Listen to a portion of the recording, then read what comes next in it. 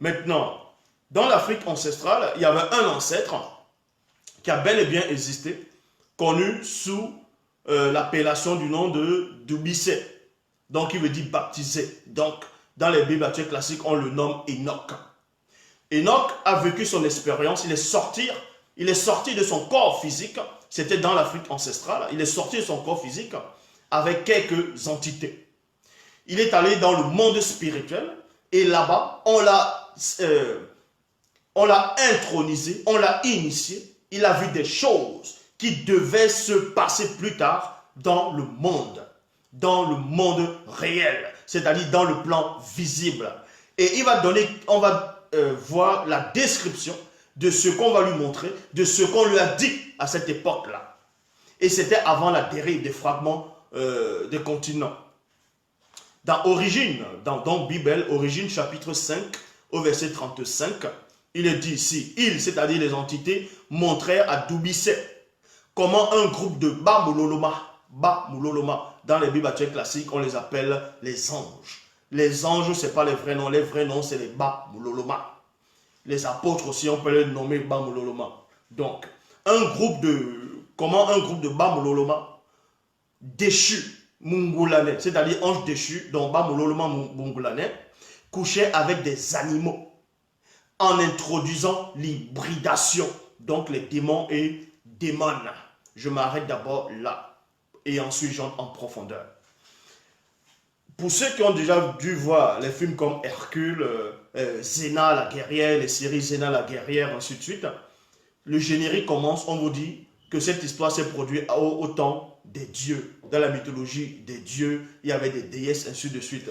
Donc en gros, ils ont pris la mythologie grecque, les Grecs à cette époque, ils ont pris l'histoire qui s'est produite en Afrique, mais ils ont changé les noms, ils ont changé les lieux de naissance, ils ont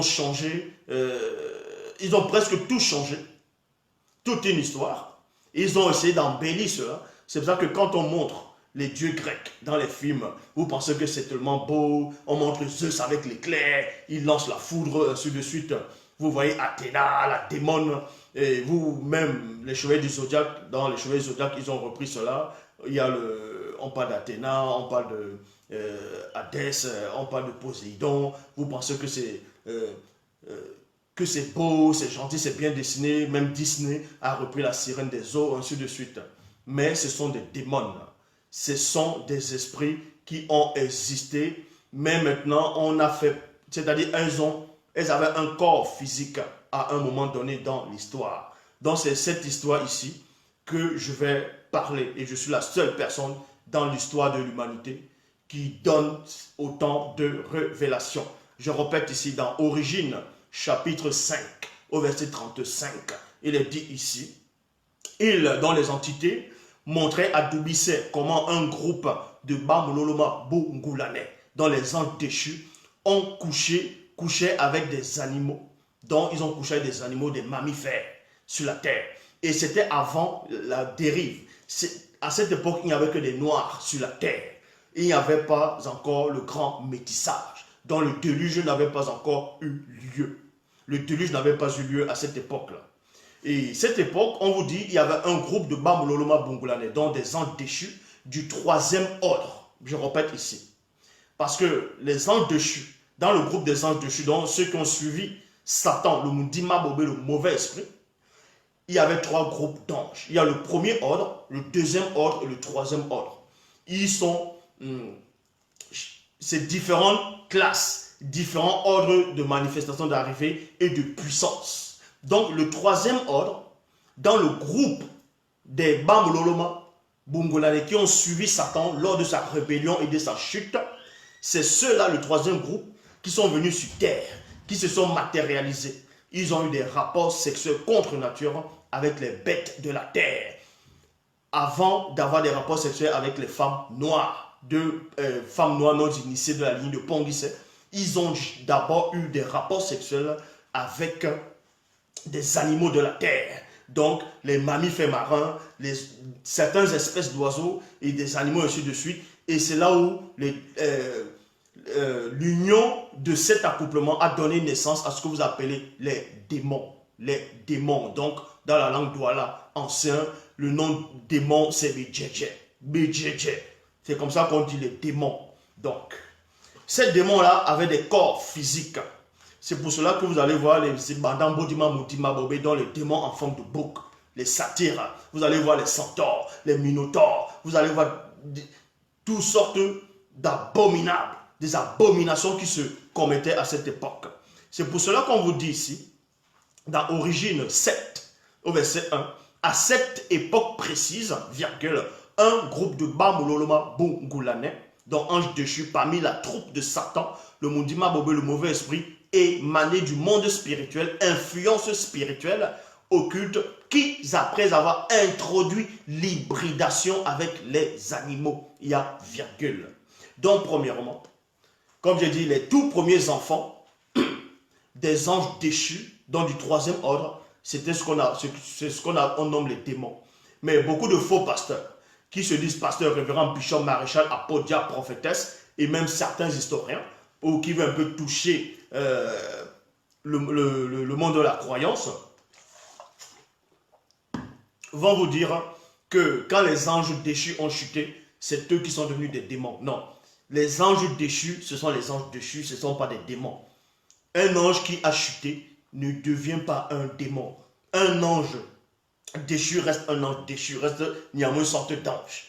Un démon n'a rien à voir avec un ange déchu. Le seul lien qu'ils ont, c'est que c'est l'ange déchu qui donne naissance à un démon. Est-ce que vous comprenez? Donne naissance à un démon. Donc beaucoup de personnes sont victimes de leur ignorance. Je vous apprends ici.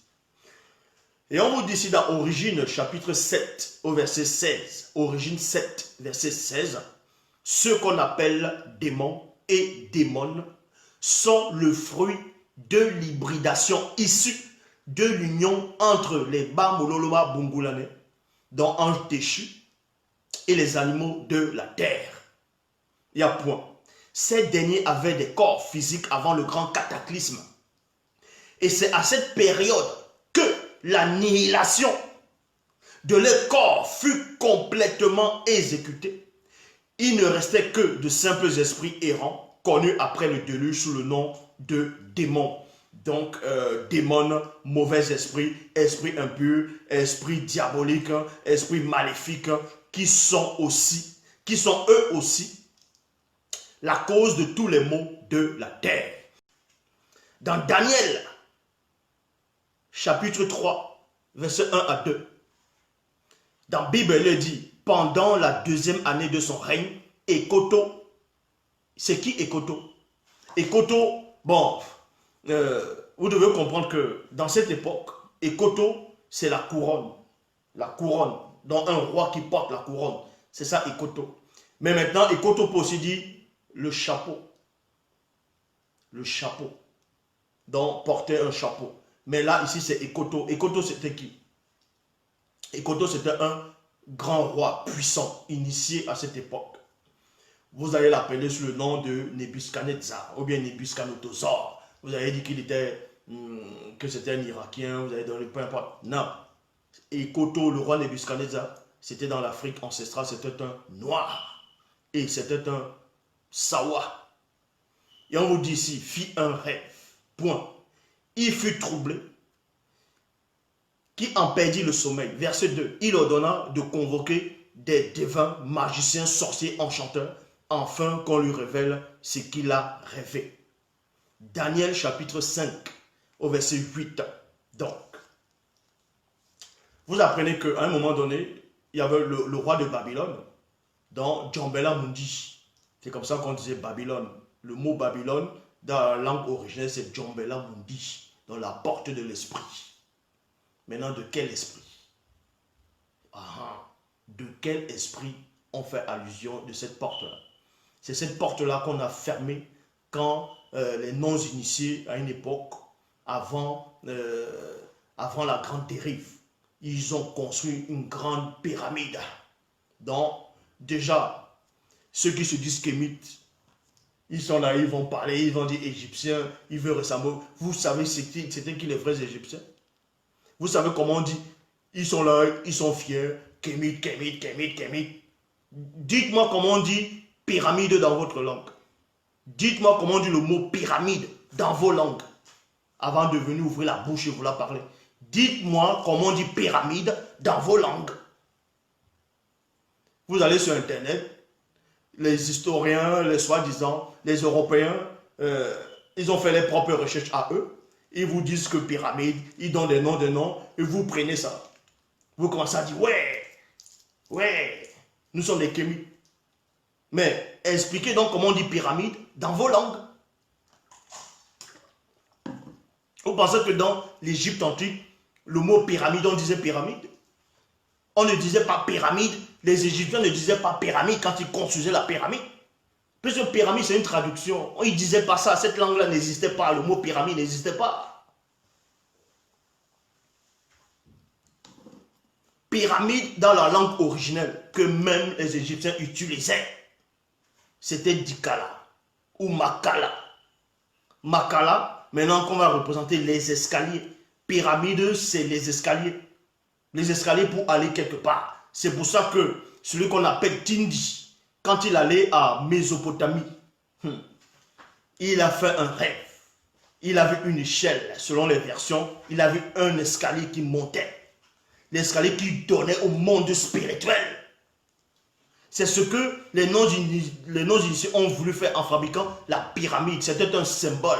Ils faisaient une représentation symbolique. Ils ont fait une pyramide dans un escalier pour aller.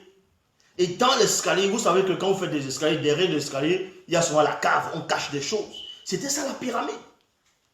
Et on disait Makala dans les escaliers. C'est ça, on dit pyramide dans la langue originelle. Même les Égyptiens disaient ça. Ils viennent, ils vont dire qu'ils sont des kémis. Ils ne savent même pas comment les Égyptiens parlaient. On va aller lire, on va aller apprendre les hiéroglyphes. On dessine des oiseaux, on dessine le soleil, on dessine la lune. Vous ne connaissez pas, vous avez dit, ah non, ça c'est Osiris, ça c'est ça. Le seul enseignant est en face de vous. Donc, le roi a eu un rêve. Le rêve l'a troublé. Et dans le rêve, il a vu une grande statuette, immense, terrifiante, imposante. Et il était troublé. Donc il voulait qu'on lui explique ce qu'il a vu. Et on vous dit ici dans Daniel chapitre 5, au verset 8, ses jambes de fer. Ses jambes de fer. Parce qu'on expliquait la statuette. La statuette avait une tête d'or. Et cet or-là, c'était un truc pyramidal qu'on représentait. L'or-là va représenter le Mundima Bobé, donc Satan, celui qui règne là-bas. Dans le mauvais esprit en chef.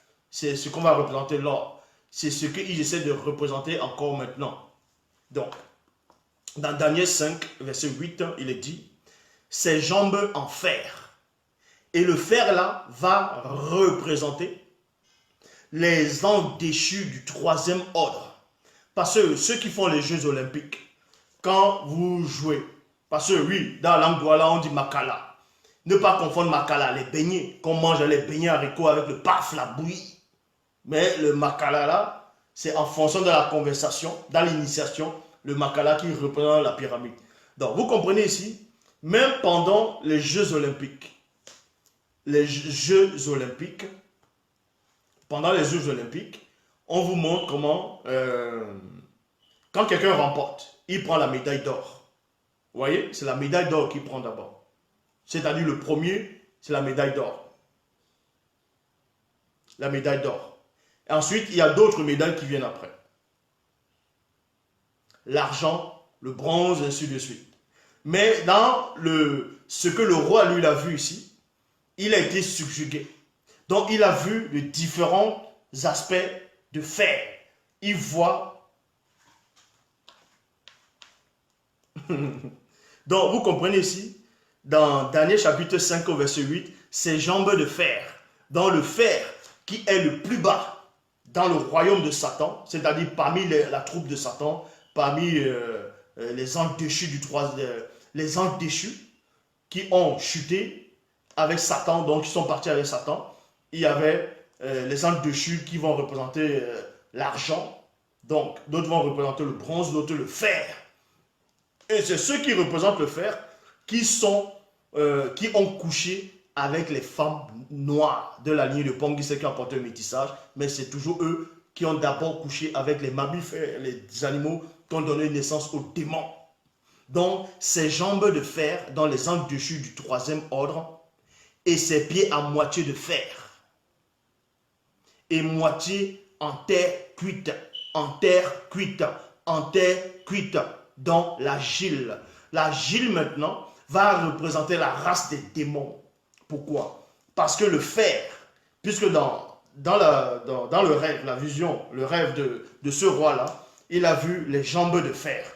Et le fer qui est lié avec l'argile. Et c'est l'argile qui est plus fragile. Bon, le fer va représenter les anges déchus du troisième ordre, qui vont donner naissance à l'argile, c'est-à-dire les démons. Parce que les démons, un côté des démons vient des anges déchus, et l'autre côté des démons vient des animaux de la terre, qui ont été fait partie de la terre. Donc l'argile, la boue, dit beau.